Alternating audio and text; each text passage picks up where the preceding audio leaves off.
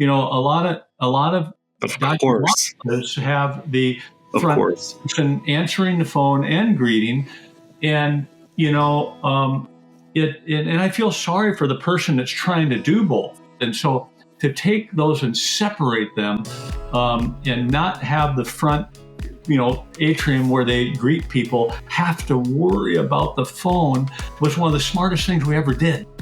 So important, Vance. And I do think that people want to do their best, but it's leadership who sometimes puts them in a position where they have to compromise, right? That's a management issue. Hey, everybody, and welcome to Free Range Vision. I'm Matt Jensen alongside Dr. Vance Thompson. And for nearly 2 decades, we've been pioneering in practice, business, and team leadership. We'll cover everything from the pivotal lessons we've learned to the formidable challenges we've overcome and sometimes lost to, providing you with the essential tools to steer your journey and empower your team as you venture together. So whether you're at the helm of a practice or simply striving to cultivate a stronger culture, well, you found your flock. Let's venture off the beaten path together. Welcome to Free Range Vision. I wanted to start off our podcast by saying, good morning, Vance. Good morning, Matt. It is just a blast to be here with you. Oh, I'm going to try to do that every time we start now, just because it's such a good reminder that we can start our conversations off best if we pay attention to how emotive we are when we do it. So happy to start this morning off with you, my friend. Today, we're going to talk about how, as a company, you can, if you take ideas from a similar company across the street, maybe your competitor, well, you're kind of a thief. But if you take ideas from a completely different industry, you're an innovator. So I've made a pretty good career out of learning from other industries and stealing shamelessly and applying them to our little corner of healthcare. And you've been right along there doing the same thing, Vance. But you've used them in other industries too. You've taken ideas from hospitality and applied them to hospitality, and then, of course, brought your own hospitality ideas that are just natural to you into your wine business and into brewery and restaurant businesses that you're affiliated with. And so today I want to talk about a couple of restaurant examples that you and I have enjoyed together. And the first one is a restaurant that we just went to together. We were at the ESCRS, the European Society of Cataract and Refractive Surgery. And we went to Coxino Hermanos Torres, the Torres Brothers restaurant. And tell us about that experience, Vance. It's a pretty good restaurant. First of all, we were in Barcelona, and that is an amazing city, but you're still away from home, and so you got a lot of beautiful things around you, but maybe you might feel a little intimidated, and you walk into any experience, whether it's someone's clinic or whether it's a restaurant or wherever you're going into a gathering. A lot of us are a little self-conscious. We're not maybe as relaxed, and especially me. I mean, I've never ever organically had someone tell me I'm cool. So I'm comfortable now. Vance, you're so cool. Come on. Yeah, but that wasn't organic. And, they always just organically say, he's so nice. And I'm like, oh, golly. And so now I just accept it and love it. But I walk into the place and I'm in a foreign city. I'm in a restaurant I've never been in. The people look ultra cool. And the first thing they did was greet with that smile and eye contact that I will say over and over and over and never get sick of it, is the power of you as an individual to touch someone else's life. And so when they consistently, every single person, I mean, that wasn't even the 10-foot rule. It was the 15 or 20-foot rule that you got the smile and the eye contact and the hello. And when you're in one of the world's best restaurants and they're doing those basics, that greet, I think, was so smart. Now, besides the people being positive and looking so good with their uniforms, but having kind of their own touch, they all had red tennis shoes on with right. their formal wear. It was just like brought a whimsicalness to something that is world class, and I love little touches like that when a business is thinking about things like that. And then when you looked around at the decor, you could tell a lot of thought went into the flow and the look, and it was crisp and clean, and so it just made you feel cared for. And then I think the other thing that, and even in our office business, we try to do is besides having our technicians walk up to the person in the waiting room and be close to them when they have the smile and eye contact and say their name and not blurt it out in front of everybody, respect their privacy. But as they're walking, they're educating them on what they're going to be experiencing or what a certain test is doing. People love to be educated, and at that restaurant, they were educating us and they were teaching us. And so it was like a guided tour as they were taking us to our table that was set up beautifully, and we're all giggly excited. And they added to that excitement. And so that beginning was so powerful. Yeah. Well, and I'm going to talk about the physical space, right? Yeah. Because there's some cues that a physical space can give you that can encourage a team to act a certain way. And so, but by the way, that's also not an excuse. If you don't have the physical space, your team can still really excel. They just have to do it differently. You walk in and it's really just one big room, right? There's a big kind of like a bookcase barrier between the bar area and the restaurant, but otherwise it's just one big long room, and the kitchen is right out in the middle. The chef and the team are right out there in the middle. There's no wall. You walk right by. There's a counter on one side that's facing the bar area, and you'll walk past that. Then there's an opening to the galley, and then there's a counter that faces the other way. And they're long, and the chefs are working with their team around them, all within that space, all right out in the open for people to observe. Such an incredible cue, because suddenly the cleanliness has to be pristine because they're on stage. What was now back of house is now on stage. And you just think about what would have to be different in your organization if all of that was on display, right? I mean, Belgian chocolate, one of the things that country is known for is world renowned for how great it is. But if you're in Belgium, you're going past a chocolatier, and one of the best things about it is looking at it being made through the window, right? The fuss and all the detail that goes into that. What would we do differently if what we were doing, that the allure of it was just watching it being done? Right. And so it's such a great cue. And then you already talked about the shoes, which were so hipster and cool. And, everybody's in these crisp white shirts with black aprons and black pants that are creased, and everybody's just snappy in their dress. And then they've got these bright red shoes with three, they're custom made. They're custom embroidered on the back, 3 stars. To signify their Michelin star rating. And when their menu changes, their shoes change, right? So I don't know what color they are right now, but they might be different. But just ways for the team to feel like, when I put these shoes on, I'm going into a different mode. I'm going into a different level. I'm now in Torres Brothers restaurant mode. And I just love those little cues. Now, the thing that was off stage, I was a little remiss in how I said this earlier. So the public area is out front, but the food prep stations, was all sectioned off, and that was done back of house, but still with wide open doors, so you can peer in there if you wanted to.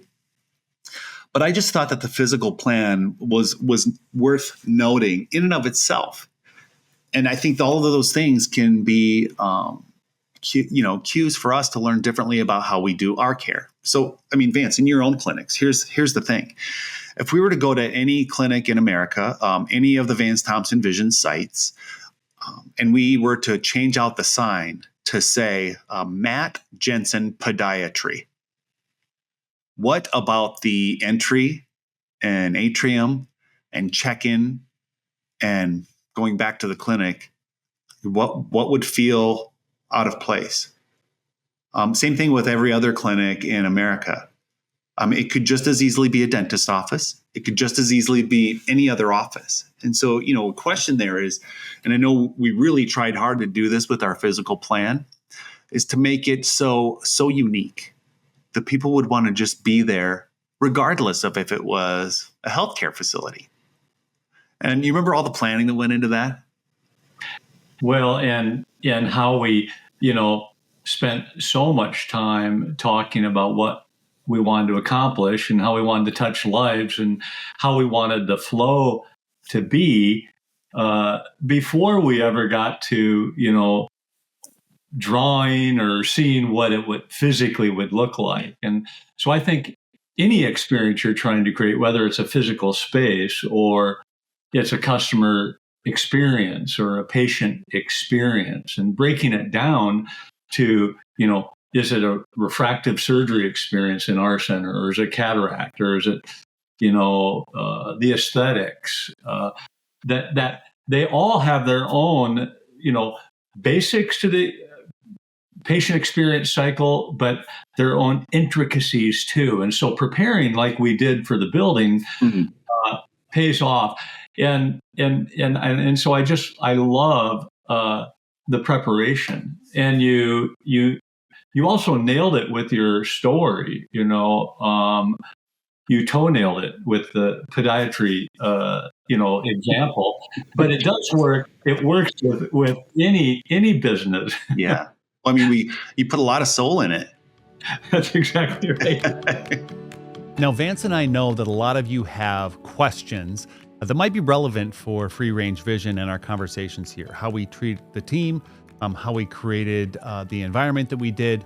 So if you've got questions, make sure that you send them to hello@freerangevision.com, and we'll make sure to get to those questions as part of our future episodes.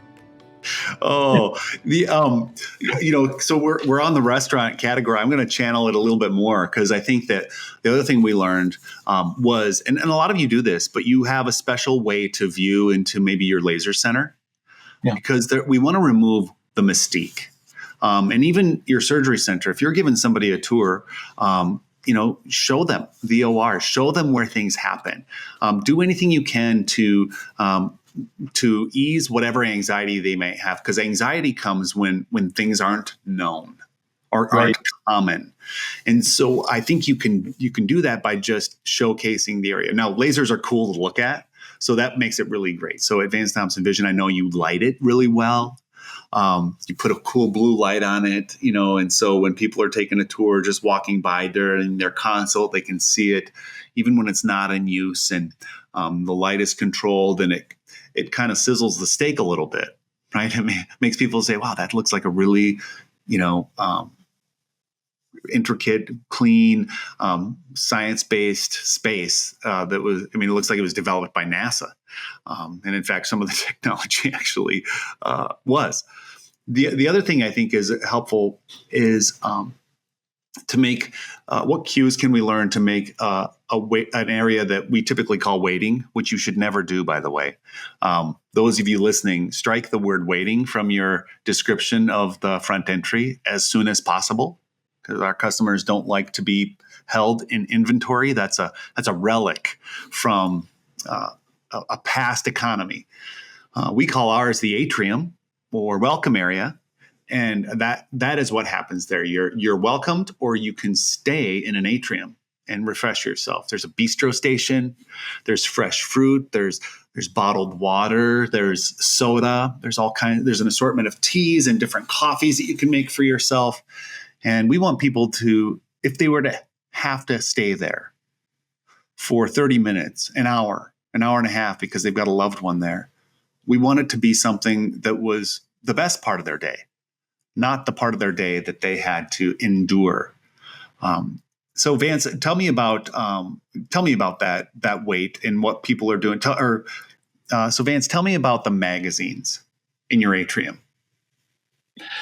Well, the magazines are fitting with a theme that we want to, meet people where they are and what interests them. So there's a lot of different, topics for one, so that people can find something that interests them. But we're also trying to make sure that they're very orderly. So you need to go around and put them back in order every now and then. You might have heard the story about the airline industry where when people saw coffee stains on the seats, they worried that the plane was going to go down. I mean, it affects people's confidence, how a place of business looks. So having a team at the atrium, and lots of times I call it the front atrium, that really cares about keeping it tidy is really important. And when I actually just interviewed someone this past week for the front atrium, and I told them with all due sincerity, I really am looking for people that aren't looking at the front atrium as a foot in the door to do something else here. I'm looking for people that want to write books on welcoming people into a business, because that experience, that first impression, is what sets the tone for the rest of their experience with us. And oh, by the way, at the end of that experience, what sometimes, Matt, you call the kiss goodbye. How do we touch these people's lives in such a way that that last impression makes them, feel this, bigger than life feeling that a lot of businesses don't make you feel like when you enter or exit. So you want people that are truly interested in it. And it happens to be something that fascinates me, this idea of touching people's lives in the things that have nothing to do with the surgery that we're doing. We're going to use the world's best technology. We're going to keep our skills up. But remember the saying, people want to know how much you care before how much you know. The thing they're going to remember is how you made them feel. And so that first impression and last impression is so important. I even thought about this today, Matt, as I was getting excited about talking with you about this, but it actually made me start dreaming about our front atrium experience. And, there's one thing that I think that restaurant experience helped me. I just love this. And that is when someone hands me a hot towel. Oh, I love that. You get that hot towel and your whole body tingles with joy. And you now have clean hands ready, for your dining experience. Well, buddy, what do you think about us having hot towels in our front atrium? Absolutely. I think that you should absolutely do that as soon as possible. I think actually your medical spa still does. And it's a great cue. Sofitel Hotels, a French brand hotel, still does this. It's amazing. Doubletree Hotels, I haven't stayed there in years, but at a time they greeted people with warm cookies. Vance Thompson Vision does that now. So that's kind of a great first impression. But I do love the hot towels. And anything we can lift from other hospitality industries, I think, is worthwhile. Here's a couple more, Vance, and you have implemented these really well. One is the floor plan, right? So as you look at the layout of the atrium, we were inspired by restaurants who could look across the floor plan of a restaurant and see which tables are waiting longer, how long they've been in the queue. They know who's sitting where. And so one of the things that we know is we don't want to come from the hallway, from the back, if you're a technician, and yell, Vance Thompson, like you're sick, like in every other clinic. Yeah. And plus, we know people. And so you don't like everybody knowing that you're in the clinic. And, it just feels weird when in healthcare, when you're not feeling well, you feel publicly called out because you were very literally publicly called out. Yes. But instead, because of the way we've set up the atrium, to know where people are sitting, the first impressions team who are at that front desk. They're noting where they're sitting there. He's a 65-year-old gentleman who's wearing a blue shirt, dashingly good looks, super, super nice, but is never organically called cool. and sitting in the map that the team created in chair F3. Correct. Front seat 3. So they can walk right in, they can lean down, they can put their hand on your shoulder, Vance, and say, Vance, I'm ready to see you now. We'll take you on back. Yeah. And that's much more powerful.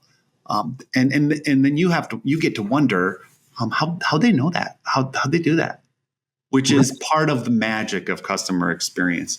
The other thing that I want to make sure we hammer home on those magazines is there's nothing more off-putting than something old in a place where you're trying to convince people about something new.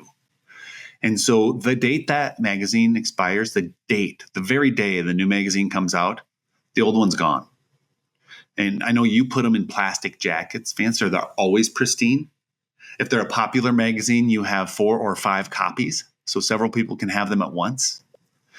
And when first impressions team at your centers, when they notice somebody reading an article and they notice them being taken back,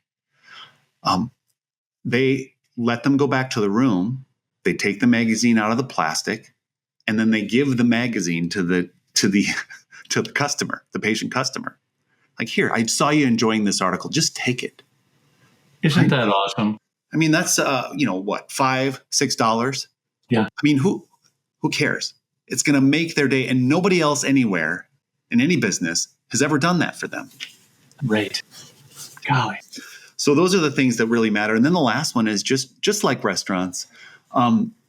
Imagine if you went to a fancy restaurant and they said, okay, well, your table's going to be ready in 10 minutes. Why don't you knock on this door again in 10 minutes? Or somebody came over to your house for dinner and they rang the doorbell and you opened the door and said, we're running a little bit behind. We'll come out and get you once dinner is ready. And then you shut the door. Well, you never do that. Correct. And so bring them in, communicate with them, give them a cup of coffee. Hey, dinner's not quite ready yet. Hey, we're running a little bit behind. Some things are taking a little longer. Our doctor's been a little bit busy or is on call. But it looks like we're only running about 10 or 15 minutes behind. So enjoy this magazine, or here's our bistro. Or even better, you've seen that patient before and you know they like Diet Coke. And so, hey, here's a magazine that you prefer. I'll grab you a Diet Coke. Why don't you sit right here? Because you already recognize them and you know from your notes from the prior visit that that's what they enjoy is a Diet Coke, and maybe even what magazine they enjoy. But then you're keeping them apprised. Hey, I just checked in the back. It looks like it's not going to be 15 minutes. It's only going to be 5. I mean, that's what great restaurants do. I saw your food order come up. It's only going to be a couple more minutes. It's the steak that's taking a little bit longer. But for whatever reason, we don't do that in healthcare. And it's a real miss. I agree. And one of the most intimate things a person can do is trust you with their healthcare. Oh, so it's such a missed opportunity to touch them, deeply.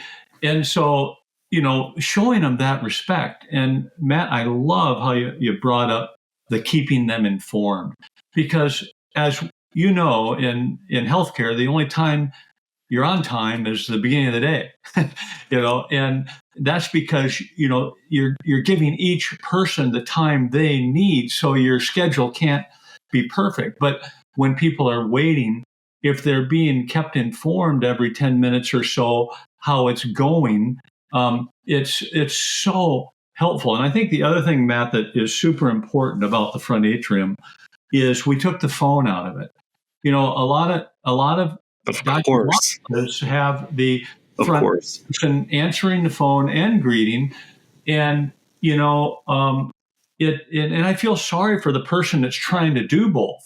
They're trying to make the person on the phone feel good, and they're trying to make a person that just came in feel good. And so to take those and separate them, and not have the front atrium where they greet people have to worry about the phone was one of the smartest things we ever did. So important, Vance. And I do think that people want to do their best, but it's leadership who sometimes puts them in a position where they have to compromise. Right? That's a management issue. We've done things in meetings in the past where we say, okay, raise your hand if you think a front desk person should, if there's somebody standing right in front of them and the phone is ringing, raise your hand if you believe that they should pick up the phone, put them on hold, and then greet and process the person right in front of them. And half of them will raise their hand and then say, okay, now tell me if you are in the camp of that they should kind of hold up one finger as in like, pardon me, and have the person in front of them wait and grab the phone call, and the other half will raise their hand. And of course, we both know that they're both wrong. Right. Because that poor employee just wants to do the right thing and now has a ton of anxiety about how they're going to do a good job. Both of these prospects or patients are going to feel like they could be taken care of in a much better fashion. And so we should remove one of those things so that patient can do their best. It's your partner, Dr. Berdahl, who said one of the key roles of leadership is to make the right thing to do the easiest thing to do. Right. Right. And that's a perfect example of, trying to make the right thing to do easier for the team. Right. Right. And if you can do that, you should. So Vance, just some closing thoughts here. Let's say I'm a leader and I want to learn more about how to have my business mimic the hospitality industry more. We mentioned a lot of examples today, but what should I do? What should I do to learn more? Or if I'm curious to operationalize it? Well, I believe in reading the great books that, have been written on this. We don't talk about it a lot. At least I don't think we have yet in our podcast, by the way, which I'm really enjoying doing with you. But, Jim Gilmore and Joe Pine's book, The Experience Economy, really so important reading. And John DeJulius's books, The Experience Economy and The Customer Service Revolution. Those are really important. But also some of the great restaurateurs. You and I have loved reading Danny Meyer's stuff, and I'm hungry to learn from these people who touch lives in their industry and how does it translate into the practice of medicine, and then to actually go to the restaurant. Exactly. I have in my iPhone the notes section that now has over 3,000 notes in it that I keep track of these things and then share them with my team. And I just think this discussion on the front atrium that's been so fun. And, I'll end my part of the story with, we've had a leader in our front atrium who was kind of one of my, dream teammates because she really, that's what she wanted to do, and be world class at that, greet and then of course that last impression, the first and last. And she is at the stage in life that she has been the leader of the atrium and wanted to transition away from that. She asked us if she could transition away from leading in the front atrium, and we said sure, and we said, what's your plans? Where would you like to work? And she said the front atrium.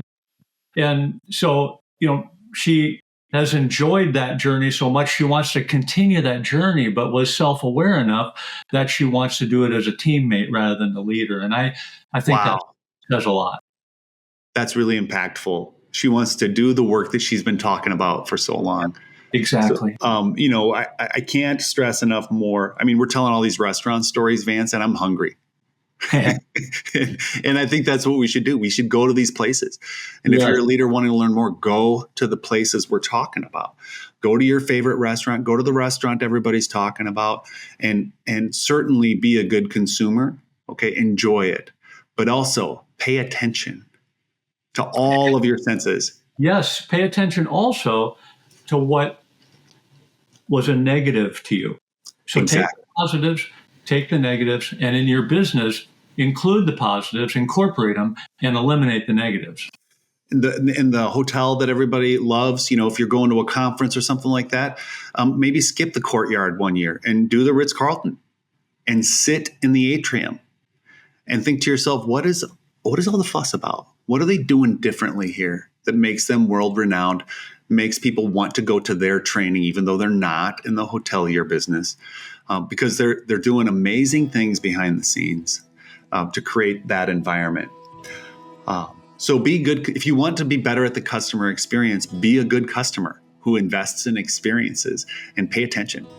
Vance, I think I speak for everybody when I say I would love to get my hands on 1,500 of those 3,000 notes that you've got in your phone, because I'll bet it's just a dearth of great ideas and ways that you can serve other people and a bunch of creativity. I'm really excited that we're talking about these things and really look forward to talking more about the customer experience.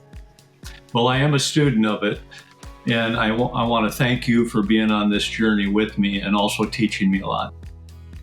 Well, everybody, that's Free Range Vision. Thanks for joining us.